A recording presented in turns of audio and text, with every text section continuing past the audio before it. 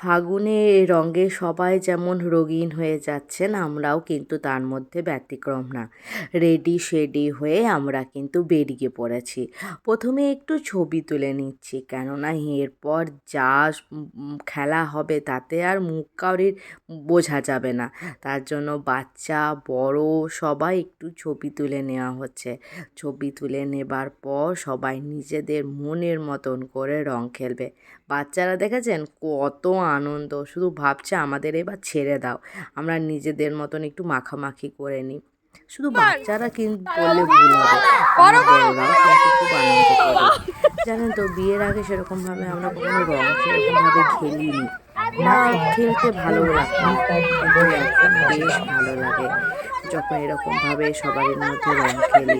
আর আরও ভালো লাগে, বাচ্চারা এই জিনিসগুলোকে খুব ভালোভাবে আনন্দ করে।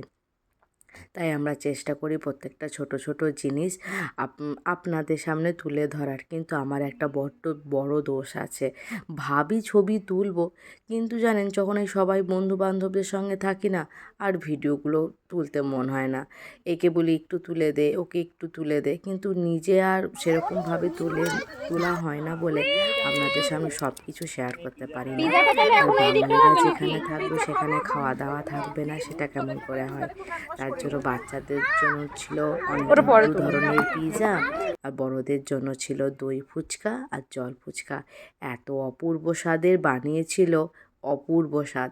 এই ফুচকা খাওয়ার পরে আমরা এত আনন্দ করে মজা করেছি বললে আপনারা অনেক আনন্দ করেছে, আর বাচ্চারাও খুব মজা করেছে। আমাদের প্ল্যানটা ছিল আমরা এই স্টার্টার খাওয়ার পর রং খেলবো, খাওয়ার পর আমরা কিন্তু খাবার অর্ডার দেওয়া ছিল, খাবার কিনবো। কিন্তু বাচ্চারা এরপর এমন জল খেলা খেললো যে আমরা তারপর আর কন্টিনিউ করিনি। জায়গাটা পরিষ্কার করে দিয়েছিলাম রং খেলার পর। আমরা যে এই রং খেলার পর বাচ্চারা ওয়াটার গান নিয়ে এতটা রং খেলেছিল, এতটা ভিজেছিল যে আমরা সেটা কন্টিনিউ করিনি। আমাদের প্ল্যান ছিল খেলবার পর আমরা এখানেই কিন্তু লাঞ্চ করব, কিন্তু বাচ্চাদের দেখে সেটা আমরা পোস্টপন করি। সমস্ত পার্কটা ভালোভাবে পরিষ্কার করে দিয়েছিলাম, কেননা আবিরের রং তো জল দিলেই ভালোভাবে পরিষ্কার হয়ে যায়।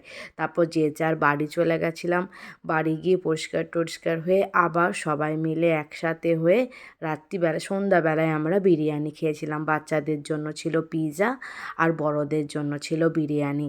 হয়তো এই ব্লগটা খুবই ছোট্ট, কিন্তু আমি চেষ্টা করলাম, আপনাদের কেমন লাগলো অবশ্যই জানাবেন। আর আপনারা কেমনভাবে রং খেলেন সেটাও কিন্তু আমাকে জানাতে ভুলবেন না, জানালে আমার খুব ভালো লাগবে। দেখা হচ্ছে খুব তাড়াতাড়ি অন্য একটা ব্লগে। ভালো থাকবেন, টাটা।